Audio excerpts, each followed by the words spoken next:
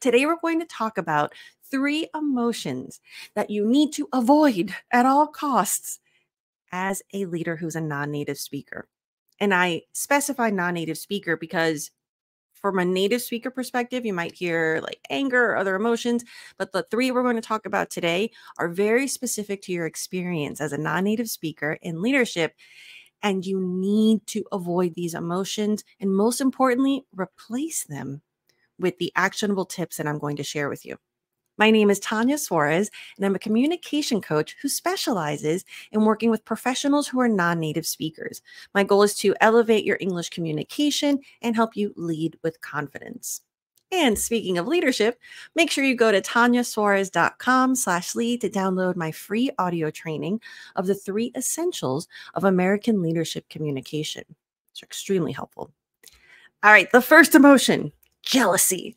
As a non-native speaker, and let me know in the comments if you felt this, I would say maybe 99% of my clients that I work with, and they're all professionals and leaders and directors and C-suite executives, no matter how confident they are about their leadership skills, because of the English component, there is an insecurity that comes up, and it manifests as jealousy.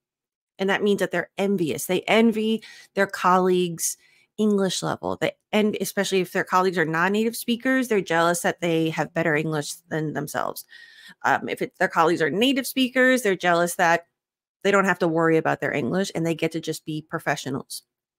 Jealousy is very toxic, and it's an energy drain. If you're constantly falling in the comparison loop, as a leader, honestly, it's distracting. You can't afford that kind of distraction. Not only because there's a lot of other English related things you need to focus on, but also from a meeting perspective, you're not paying attention in a way that's productive. You're paying attention because obviously you're noticing how good their English is, but you're then following it up with wishing that you could have that same level, being angry that they're better than you, like however that continues, it's not productive. So we're not going to do that anymore. However, it's not easy. And what I coach is it's about identifying the toxic emotions that are holding you back. But then we also have to replace them with new habits, new mindsets, and new actions. So when you catch yourself feeling jealous, because this is not going to disappear overnight. And honestly, I'm also a realist. You might feel jealous 30 years from now. Like if that's always something that's going to come up for you, that's okay. But it's about catching it before it takes up a lot of your mind space. We're going to switch from jealousy to admiration. And this is a very powerful mindset shift. And the 3 that we're going to discuss today, it's because when you do a mindset shift, it not only elicits a new emotion, a more positive emotion, it also helps you form better questions and better communication. So when you're jealous of someone, you're just kind of having a pity party for one, right? You're like, ugh, I wish my English was that good. Or, ugh, he's a native speaker. Must be nice to just be born knowing English. However, if you admire someone, regardless of whether they're native speakers or not, your observation changes. And instead of being jealous of their level, you start realizing the things that you actually like. For example, wow, like he speaks so calmly. Like he just is always calm, even when we're talking about really tense topics. If it's someone who maybe is a non-native speaker as well, you're like, wow, I really like the vocabulary that she uses. That's really impressive. I know that this is their 3rd language. So then, because we also want to connect, a big part of my leadership training, it's not just communication, it's communication for connection. You can then go up to that person if you're at a conference, go up to the presenter. Like, hey, I thought your presentation was fantastic. Like, I really love how you're able to be so energetic and be so positive the whole time. Have you done any public speaking training, or do you have any resources you can recommend? That's cool, because then when you compliment someone, you just make them feel really good. Now, when we talked about this last week, when you compliment someone's appearance, especially if you're a guy, it's going to come across probably in a creepy way or inappropriate way. And we're not doing that. We're leaving misogyny behind. Instead, when you compliment someone's abilities and someone's professionalism, it's very, very impactful. So imagine this presenter, you're complimenting their public speaking, so they already feel good. And then when you ask them for resources, if they have a good book to recommend or maybe a coaching program they did, that's another level of connection. You can then connect with them on LinkedIn after and say, hey, I'm the guy who asked you about the resource. I got the book you recommended. Thank you so much. So that's how you start making genuine connections. When you change from jealousy to admiration, the energy is so much better. For example, the other example that I noted of realizing somebody had really good vocabulary, go up to that person like, hey, is English your second or third language? Because the words that you use are so impressive. Oh, you don't know. That person might be just as insecure as you are, even though they present very calmly. And by giving them that compliment, you're really building them up. So this is where when you change your mindset, it has a great impact on your communication. Now, the second emotion we're going to talk about today is resentment. This is so toxic. And even as I say it, I feel like the tension build up. So the way that this manifests with my clients, and let me know if this is how you feel as well. A lot of times I find that non-native speakers at this level in the career, when we start our coaching, I hear a lot of the same sentences over and over again. Like, oh, I studied English in high school, but like in my country, they didn't really focus on speaking. So like I'm really good at grammar and writing and listening, but I wish we had done more speaking back then. Honestly, almost everyone I coach is older than 40, like between 40 and 60. Come on. High school was like at least 20 or 30 years ago. We got to let that go. You can't continue with these narratives that hold you down. And that's a big part of the leadership training that I do. It's identifying what are the stories that you're telling yourself that are keeping you small, that are keeping you down, that are not letting you grow as effectively. So imagining that if you had had different English in high school, it already happened. Like, goodbye. So we got to let that go. Another form of resentment could be, I find, especially if you're comparing yourself to native speakers, you might resent that you weren't born in an English speaking country, or you might resent that you can't travel more, or there's so many different things that you can resent.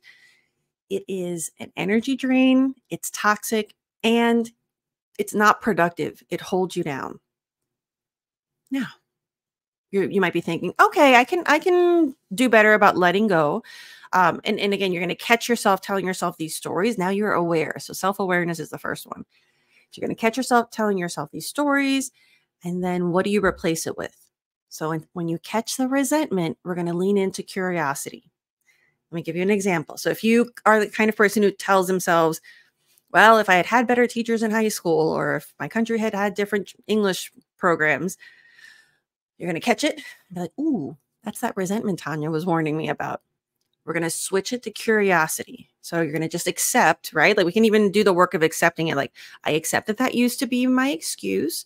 Doesn't mean it's not true, but it's because honestly, at this point, it's become your crutch. It's become your excuse. So we're going to let that go and become curious and like, okay, I'm now 40. You know what? I never really liked homework in high school anyway. So that, what can I do? So now at 40, I don't need to do the same like grammar textbooks. I can do whatever I want. Okay. So do I need all of English grammar? No. Like then you can like do a little bit of research. You can look and think, all right, you know what? I think studying the conditionals would be really helpful. And I find the conditionals are a really great part of English grammar that is very helpful for English and presenting and leadership. It's like, if this, then that kind of thing. So then you find practice there. You can use the tips that I give you of like how to be very specific on ChatGPT to get, so you don't have to learn all of the conditionals. You can use AI. Now we have more technology than when you were 18. And you can say, ChatGPT, like, give me 10 examples of how to use the first conditional. I am a VP of marketing at a biotech company. I make presentations about quarterly updates. Oh, those 10 examples are going to give you better speaking examples of how to use that grammar than studying English for a year. Because when you study English for a year, yeah, you'll get better. You can pass a test, but you stand in front of your executive board and you might freeze. So this is where, when we take the negative, the resentment, we do a mindset shift and we lean into curiosity, the result is you're asking better questions that get you better results. So this is where you can let go of feeling self-conscious and feeling embarrassed about your English. And instead, you're building your confidence. It's so empowering. Now, the third emotion that I want you to avoid is feeling frustrated. And this one's hard because I get it. And it's not that you can never feel frustrated, it's that we're going to change how you interpret frustration. So right now, as a non-native speaker in business, the frustrations that I hear my clients tell me are, and this is where leadership training is unique. And the kind that I do is because when you're doing leadership communication development, as professional development, like for native speakers, it really focuses more on the technicalities of leadership communication. Whereas when you're a non-native speaker, you need something extra, because it's not only the communication, like in general, it's also about the phrasing. It's about the confidence. It's about how English has, when you're constantly worrying about being judged, that kind of anxiety, that kind of the battery, the energy that takes is taking away from you being able to sharpen your leadership skills. And I find that a lot of times the people that I work with, they've done the leadership development in their native language and they come to me and they're like, I know I'm a good leader. I just feel like it doesn't translate. I feel like I can't be as eloquent. I can't communicate as clearly. So it is a little different in that you might feel like your leadership skills are strong, but you're frustrated that you can't convey them as effectively in English. And that's a very understandable frustration. However, instead of frustration, because what does frustration get us? It gets us anger. It drains our energy. We kind of go, ugh. So that's not productive. Instead, I'm going to encourage you to think more strategically, to think about the strategy. So the way that this presents itself, if you're frustrated that, if you had to give that financial presentation, so you're a CFO, if you had to do it in your native language, it would be clear, it would be awesome, it would be like super concise and confident. But in English, you feel like you want to throw up at the idea of having to get in front of the executive board and do it in English. You breathe and you think about the strategy. You don't have to learn all of English before this presentation. Instead, you want to learn maybe 3 to 5 expressions on how to go from one slide to the next, like those little things that you can say to make that smoother. You want to take a look at your slides and figure out, okay, what's the most concise way I can summarize this information instead of outlining every single thing. So the strategy becomes a lot more effective because you're not trying to learn everything. You're not frustrated with all of your English. You really identify the situational English that you need. And that's something you could do the night before, the week before, if you have more time. If you're in my leadership program, what I have my clients do is I have them record themselves giving presentations and send it to me for a deep dive analysis. And I identify, okay, these are the weakest points. These are the phrases you can use. And we practice doing it. You can call me for an emergency session. And this is where you're then empowered. So that's why these are the 3 emotions that you want to not only avoid, because avoid kind of leaves you hanging. If these are 3 things that you experience frequently and you're just like, okay, she wants me to stop doing it, but then what? Now you know how to replace it, how to create more productive mindsets and actionable next steps. Because now you can plan. Okay, like if normally, this is what I admire in people, for example, for the first one, this is what I admire in people in their public speaking skills. Okay, write down, what are 3 compliments you can give? What are 3 questions you can ask? And then you practice them. If you're my client, you record yourself, you send it to me, and then you feel really good about it so that when the situation comes up, you feel confident participating or giving that compliment. So this is, as you can see, it's so much more productive.